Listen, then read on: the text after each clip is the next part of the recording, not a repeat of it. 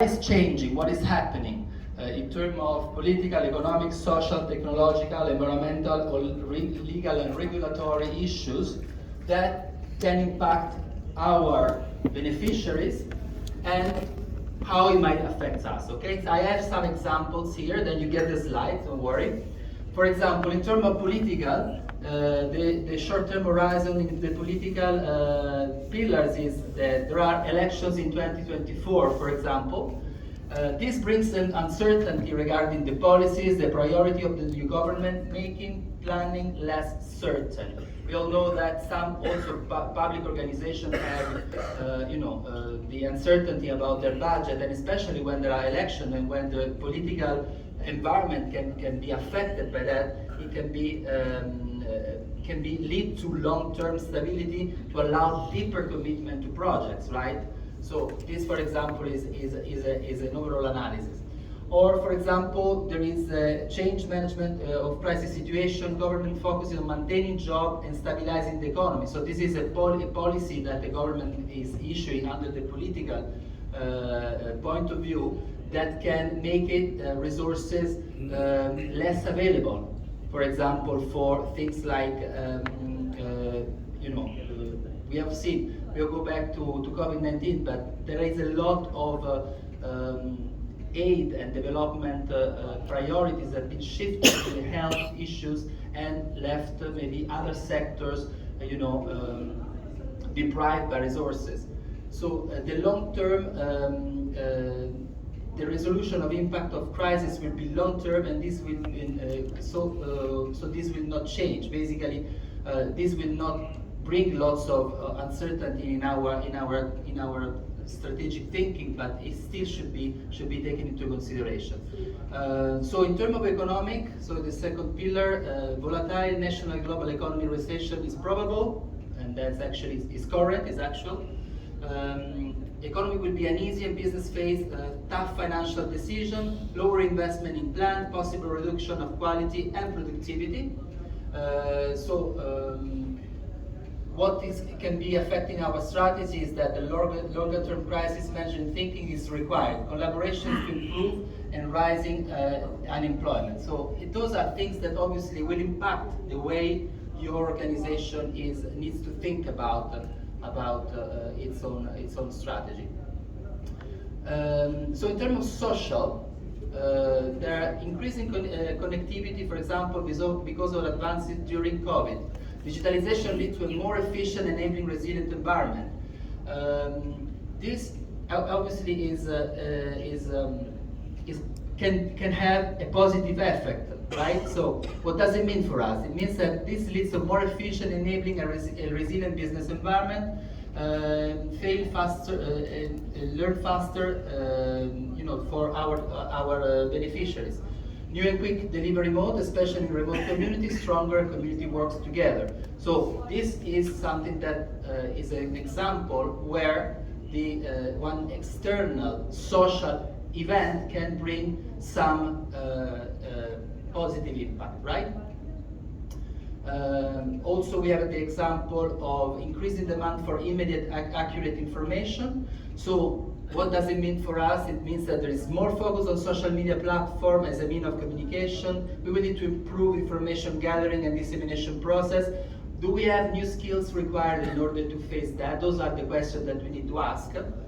So in the long term, we will have a more responsive approach that will be needed in order to retain member confidence in order to remain competitive. If the code of communication is changing in an environment, obviously if you don't adapt to that, it's something that is going to impact you. So technological, new technologies creating added values and opportunities. We need to know these opportunities in order to, we need to make sure we keep up to speed with experts and advisors on this new technology. I think that you were talking about new technology that are needed in agricultural sector. So this is something that we need to consider in our strategy. How are we going to access the information about this new technology? Because this is a potential game changer in the future, and that need to be ready, adapted, etc., etc. So I think that there are other examples that we need to, this, for example, this one is quite interesting. Recovering for flooding, impacting productivity of some producer. We need to explore what it means for us. We need to explore advocacy to better and longer-term support packages. So this is something that brings us to think in the medium long term, right? The environmental element of the pestle analysis is something that is very important at the moment, but it also brings us in looking at, in the medium long term. So probably in this respect, association and organization like yours that are in the meso level of between the government and the private sector, will have to have a stronger role in terms of advocacy to actually make have a more resilient and improved infrastructure. In terms of have any of you done any pestle analysis of this type in your organization? No. Or is something new for you? New. It is new. New. Okay. आप में से किसी ने ये pastel organisation किया है? मेरे ख्याल में कुछ नहीं किया होगा और मैं गेस भी कर सकता हूँ. किसी ने अगर बिजनेस एडमिनिस्ट्रेशन पढ़ा है तो यकीनन किया होगा. So some of them who have studied business administration, this is part of the course. So I'm going to ask them in more, just want to remind them who has done it. Can you raise hands? 1, 2, 3. Okay. 4. Actually, you have done and applied it. Would you like to share what are the advantages of a pestle analysis? Actually, it serves some purpose in terms of your strategy, or it just remained a general scan? तो इसके फायदे बता सकते Success. I think before you actually devise strategies or long-term goals, you have to see what is around you, what is happening around you. Yeah. So pestle analysis gives you a very concrete evidence of the things happening in the social, demographic, environmental, political scenario. I think it's a pretext to the strategic planning, and it's very useful, especially in uncertain situations like we are living now. I think it's absolutely essential, especially if we talk about the political instability. For example, if one party comes after the election, each party has a different mandate, so you have to guess who will be coming into power next time, what will be their strategy, what will they do with the interest rate, so that can affect your businesses, your communities, and what will be the flow of funds towards the sector that we are working in, for example, agriculture or education or like that. For example, our incubator is based in a university. So right now, we don't have money to give away the salaries. So these are the situations that the top management has to keep in mind. And I think it's only possible if we run this exercise regularly, not once in a while, with regular basis. Yes, thank you very much. Actually, as you said, it's very important that this environmental scan becomes like a context of what you're doing as an organization, of your strategy, and it's something that you put in, you always put on the spot, because all of these elements, the political, economical, etc., might not happen all at the same time. You need to monitor. It's something that you need to monitor continuously. That you somehow do in your daily work, because you have news, you read newspapers, you get informed about what is affecting your own sector, but maybe you not necessarily go into asking what does it mean for us and what could be the consequences in the future. So that's interesting. I'll quote an example or my experience from the financial sector. I worked for the banking sector, where this is very important for them. While there, for example, I worked for RBS and ABN AMRO, Pakistan. So they were like external banks who were working in a different environment in a different country, being their head offices. So this is an ongoing process. But maybe every employee is not briefed with this because they have a specialized department who's been continuously keeping view of this, but the employees have been briefed or they've been trained for that. And this is very essential because it has a lot of risk attached to it also. Yeah. So you, for example, if you have a reputation risk, so one of the parts it has to fit into some of the pastel, one of the segments of the pastel. So this I think is very important, and it is now what I see. It's also important if I talk about women chambers now. So we do ignore this thing, and I think we should do it for our sector also. Predicting at least for a year, this should be taken into consideration.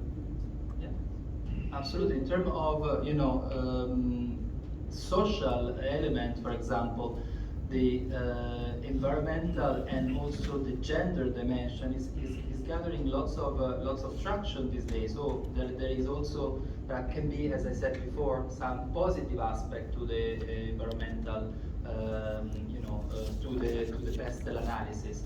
And this also, we will see it a little bit in a minute about when we do the SWOT analysis. I mean, some of the external things that comes from the pestle are what we call threats and opportunities. Something that is happening in our environment, in our operating environment, and that can affect us internally, both positively or negatively. Right. What I've felt since yesterday, putting up my experience, that all these what I've learned since yesterday or reviewed or refreshed, we've been putting this everything in the organizations, professional organizations, and these things are lacking in our chambers. We need to now implement this and yesterday's complete exercise in the chambers, because this will give us a more concrete vision, the objective, the strategic, and it's an ongoing process. We do focus on the bigger organizations, and get them implemented, rather than we should also do it for the chambers. Thank you.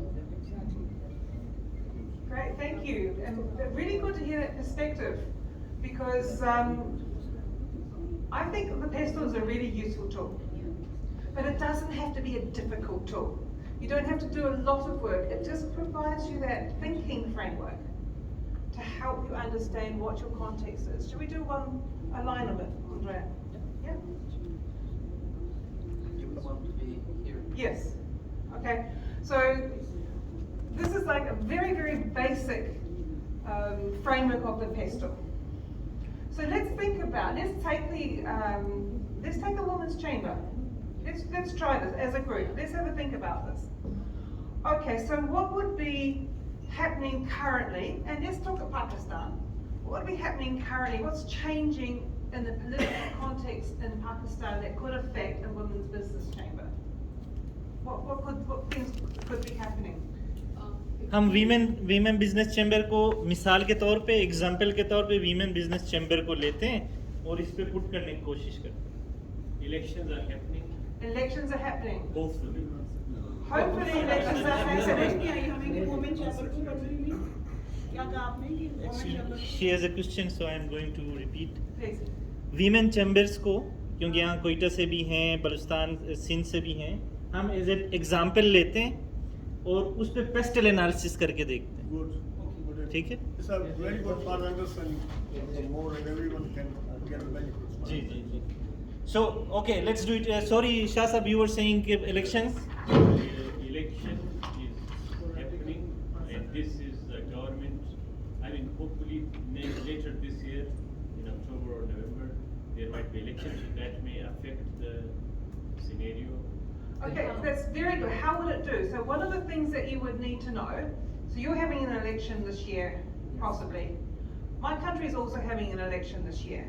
So if I was back home and doing a pestle, I was working for a women's chamber, I would be reading the policy statements of the main parties who are going to be for the election. I'd also be watching the polls and trying to understand who is likely to get in, what is likely to happen. So I know that if this party gets in, we know that this party is very, very strong for women's rights and is very likely to put more funding into activities that support women's employment and so forth.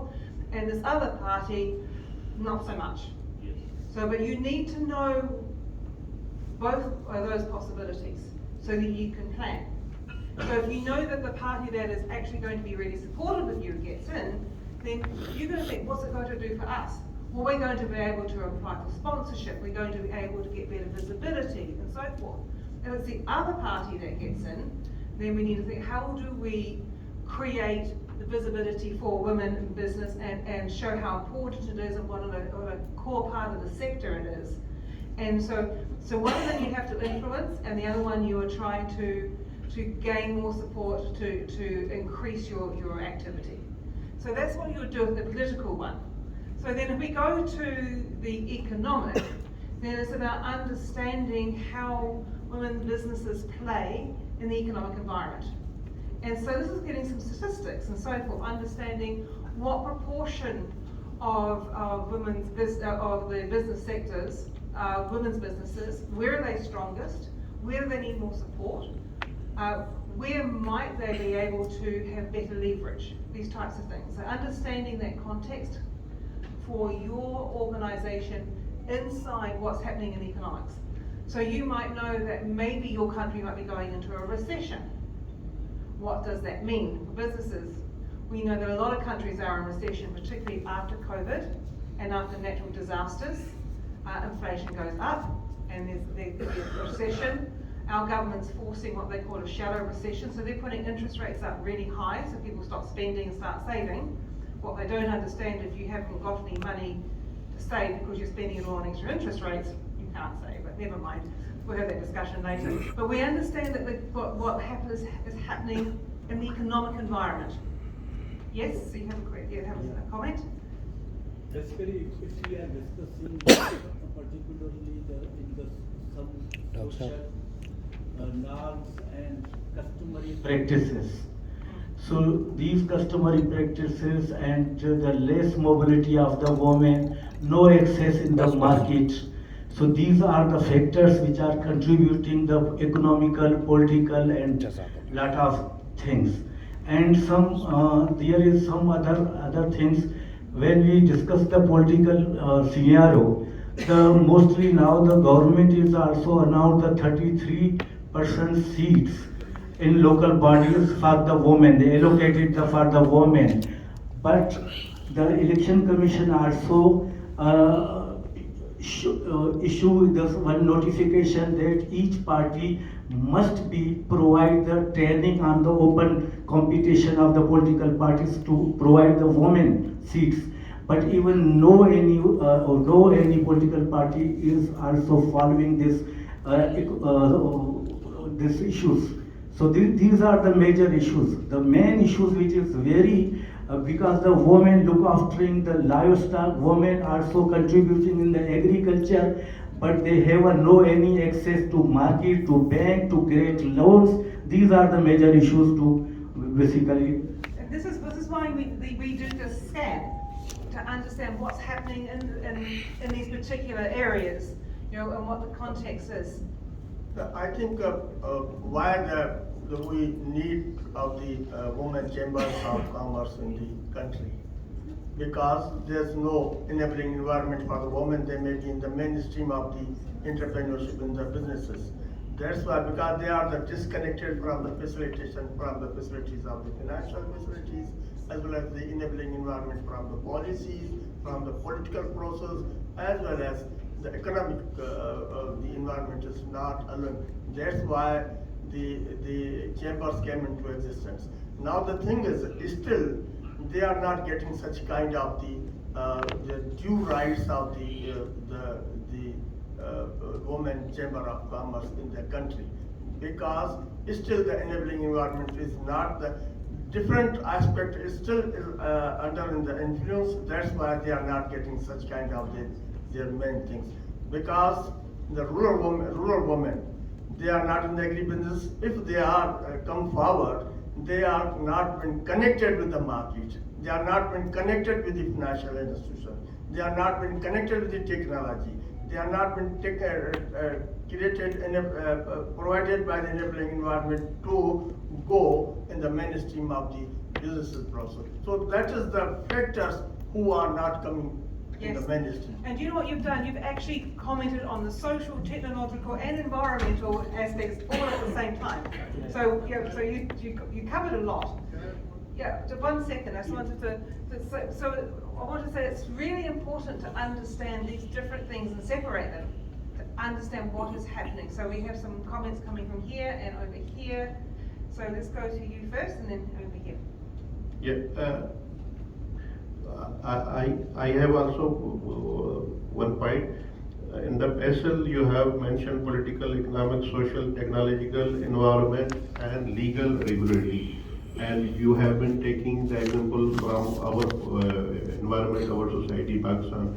So when you are taking the example from our social setup, I think you must also aid the cultural hindrances, because cultural barriers, because I am related agriculture sector. More than 48% of the workforce is provided by the agriculture sector. Out of that 48%, 80% workload is carried out by the women, but they are not recognized due to the cultural hindrances. So when we discuss PESL in a settled model social environment, the mentioned criteria are well and reasonable. But when you take the example from Pakistan, you have also mentioned in our aid the cultural hindrances are barriers, because the cultural hindrances and barriers are not allowing the women, or rather I must put it in a simple word, their cultural barriers are not recognizing their services they have been contributing to the society. Thank you. But I think we are not disappointed about the whole environment, whatever is, because we are striving. This is our endeavors. We are trying to. The women will be the mainstream of the We have you first. We are not disappointed from the. I think you put it very well, and just before you speak and then before you speak, I've been in several countries where the law says that women can be engaged, and the law says that women can own businesses, and the law says that women can create their own wealth, but their social context prevents them from doing that, because the expectations of women as wives and mothers makes it very difficult for them to be businesswomen at the same time. And so what you're saying is really clear. The law is one thing, what's happening socially and culturally is another thing. And that actually, when you look at all of these things, for some types of organizations, the social is the most important one. And I think the Women's Business Association, the women's business, that can be really, really important.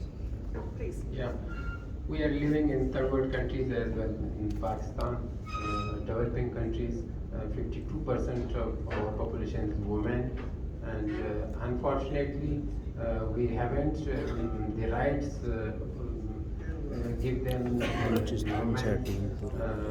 in Islamic way, in the humanitarian grounds.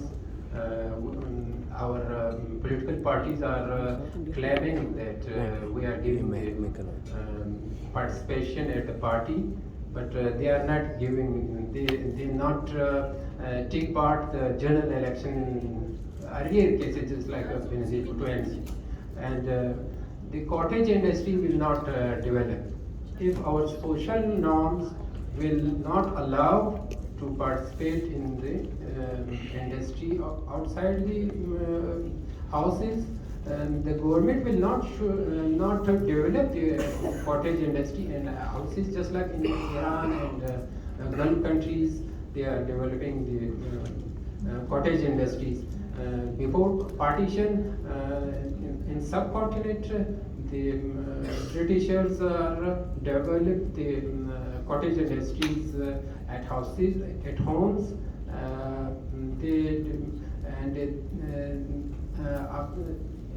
If the government will develop the cottage industry, and the poverty reduction, and in other places the women chamber will claim or protest or hesitate to get their rights and to negotiate the political parties to develop the socio-economic policies, to change the socio-economic policies, to get more than share in women. Right, but you know what? The social is the hardest one to change. Yes. My question is that these are all external factors, right? For most of the factors, especially this political and economical, we don't have any clear answer, right? There will be so many possibilities for each one of them.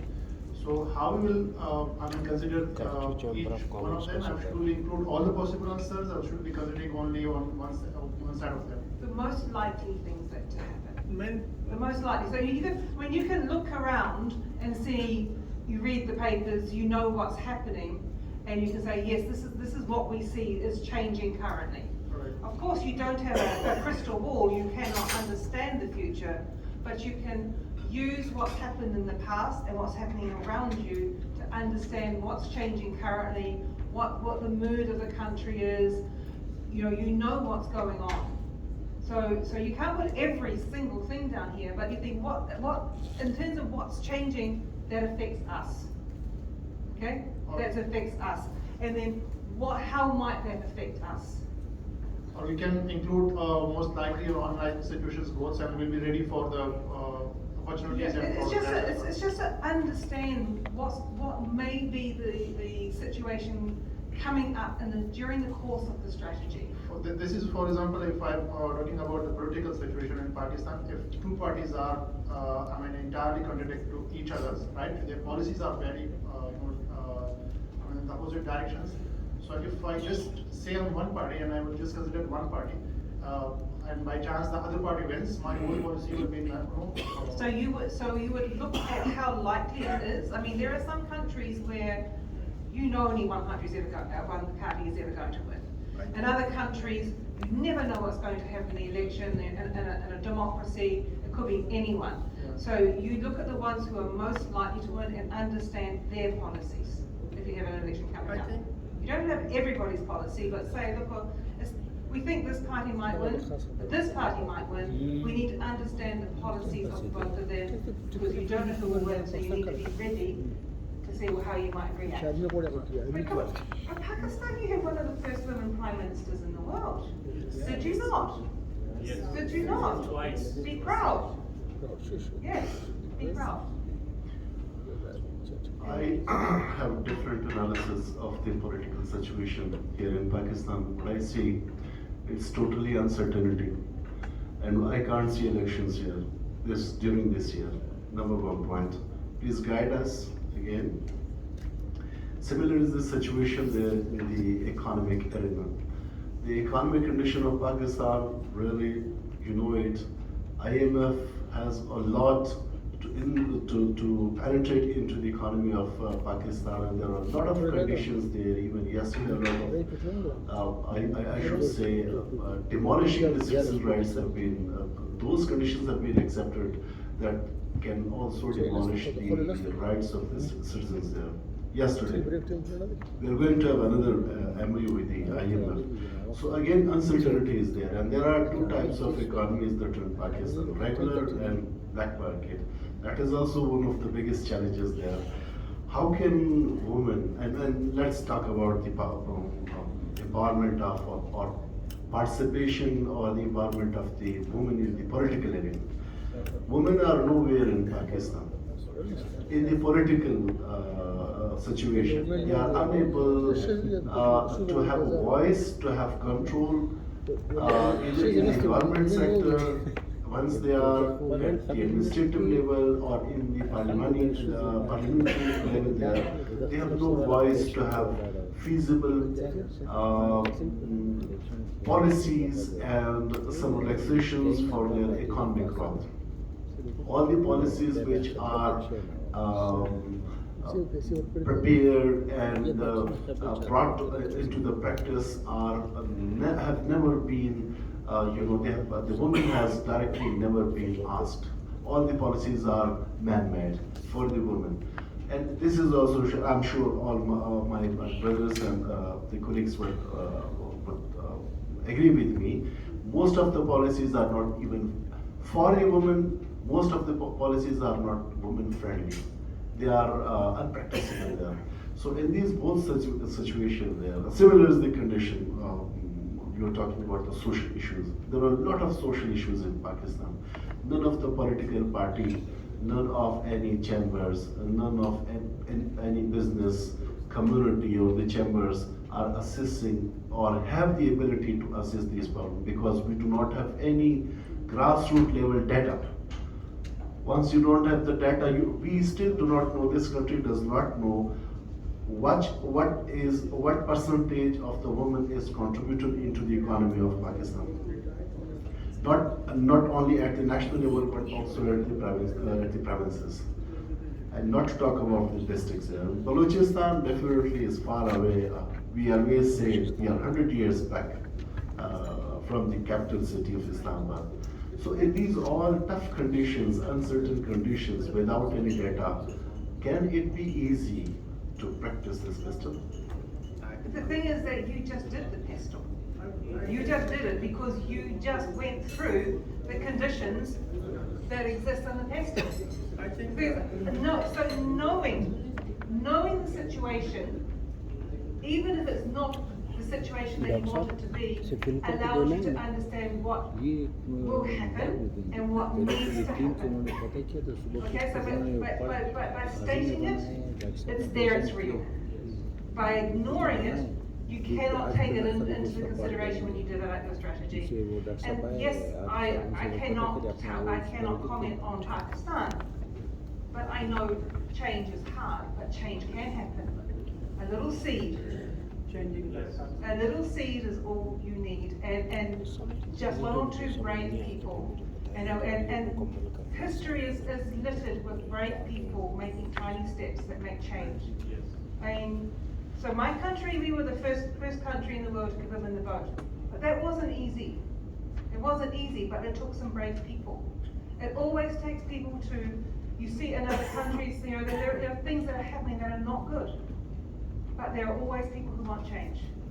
And part of understanding the change is understanding what the conditions are currently. Then you understand the context for change. Things will not be solved quickly in anywhere that has problems. We know this, but it's the knowledge and the understanding that helps. You had something to say? जी, मैं समझती हूँ चीज़ों को कि मैं समझती हूँ कि जिस तरह से रिकग्नाइज नहीं किया जाता ख़वातीन को या जिस तरह से उनके काम को या उनकी माली हैसियत को, एक तो रिकग्नाइजेशन नहीं मिलती है। Why there is no recognition for the work of the women? और उसके साथ साथ मुझे ऐसा लगता है बहुत सारी जगहों पे जाके, मेरी अपनी पर्सनल राय ये है कि डिपेंडेंट रखा गया है, डिपेंडेंसी रखी गई है। अगर आप किसी भी सियासी जमात को देख लें, कोई खातून को अगर इलेक्ट किया जाता है, रिजर्व सीट दी भी जाती है, तो बस डमी की सूरत में उससे उस पॉलिसी लेवल पे My personal opinion is that women are kept as a dummy variable in the seats just to show that we have a women among us. और मुझे ऐसा लगता है कि सिर्फ ये पाकिस्तान लेवल पे नहीं है, बहुत सारे मुल्कों के भी ये मसाइल हो सकते हैं। मुझे ये भी लगता है कि हमारे मुल्क में, हमारे माशरे में जो चीज़ें हैं वो ज़बरदस्ती डिपेंडेंट रखा गया है खातून को, उसको रिकग्नाइजेशन नहीं मिलती। Women are kept dependent intentionally in our country. और ऐसा है कि अगर उनको हम डिपेंडेंट रखेंगे, एक तो उनका ज़ाहिर कमाने का बहुत बड़ा हिस्सा हमारे हाथ आएगा, दूसरी बात ये है मिल्कियत हमारे हाथ ही रहेगी, और तीसरी बात जो मेरी ऑब्जर्वेशन है, मैं वुमेन क्राइसिस सेंटर चलाती हूँ। मैंने देखा है वुमेन क्राइसिस सेंटर में तशद्दुद भी वायलेंस भी उन खवातीन के साथ होता है जो इंडिपेंडेंट नहीं है फाइनेंशियली, जो कमा सकती हैं, वो अपने आप को चला सकती हैं, वो डिपेंडेंट भी नहीं है। Usually violence is against those women who are dependent, not independent. Financially अगर किसी के पास कुछ है भी तो वो ज्यादा मजबूत है अपने जगह पे, अपने घर में, अपने सोसाइटी में। तो ये जो हम बात बार बार कर रहे हैं कि इस तरह से हो सकता है कि हम फाइनेंशियली अगर हम किसी सूरत खवातीन को रिकग्नाइज कर सकते हैं, उनके काम को, उनकी हैसियत को इवन हमारे इलाकों में भेड़ बकरियां देसी घी चीजें मशकीज़ा सब खवातीन बनाती हैं, लेकिन ना उन्हें सेलिंग बाइंग के लिए इजाजत In है। our areas, women have goats, sheep, and they make cheese and dairy products, but they don't have the 100% opportunity to raise income. Very pure, लेकिन Pure organic products here in the areas. सब्जियां ज़ाहिर है, फल fruit सब कुछ खवातीन से रख सकती हैं, लेकिन उनको प्रेजेंटेशन और उनको रिकग्नाइजेशन, उनकी डिपेंडेंसी बरकरार है, still Still dependent. they are dependent. Okay. She is But you know, something. you are here. Yes, I am here and So, excuse me, मैं मैडम की बात से जो इन्होंने की है तो मैं थोड़ा सा इनको बताना चाहती हूँ, शायद इनके इल्म में नहीं है। तो मैं Shabnam Zafar, founder main chamber commerce industry, elected vice president 2018 Khairpur chamber commerce She is industry. the founding president of Khairpur Chamber of Commerce. और मैं नहीं समझती कि मर्द हमारे रास्ते में कोई किसी किस्म की भी कोई रुकावट पैदा करते हैं। She thinks that men do not put any barriers in front of them women. चूंकि मैं बिजनेस करती हूँ, मैं डेट्स एक्सपोर्टर हूँ, छुआरा और खजूर की एक्सपोर्ट करती हूँ और 4 कंट्रीज इंटरनेशनल की मैं इम्पोर्टिंग हूँ as a dates exporter. She exports dates and she is exporting to 4 countries. अल्हम्दुलिल्लाह। और मेरे पास बहुत सी विटनेस बैठी हुई हैं, जैसे कि फरीदा कुरैशी साहबा हमारी सीनियर्स हैं और ये वुमेन चैम्बर से हैं, और ये विटनेस है इस बात की कि मैंने कितनी मेहनत की है और 14 साल मैंने वुमेन चैम्बर में भी काम किया है, लेकिन उसके बाद ही मैंने यहाँ तक पहुँची हूँ कि आज अल्हम्दुलिल्लाह मैं फॉर्मर वाइस प्रेसिडेंट हूँ और इस वक्त फाउंडर खैरपुर चैम्बर कम्युनिटी और dates exporter. Thank you very much. Yeah, thank you so much. So in short, she is describing that she has been successful despite all this. so maybe there needs to be better connections between women's business associations. Yeah. No, thank you very much for all your contribution. I see that there is lots of emphasis, lots of interest in this. And however, we would like to bring it back to our, the topic of our discussion. So now we can have a break now, and we can maybe have the discussion continue during the coffee break.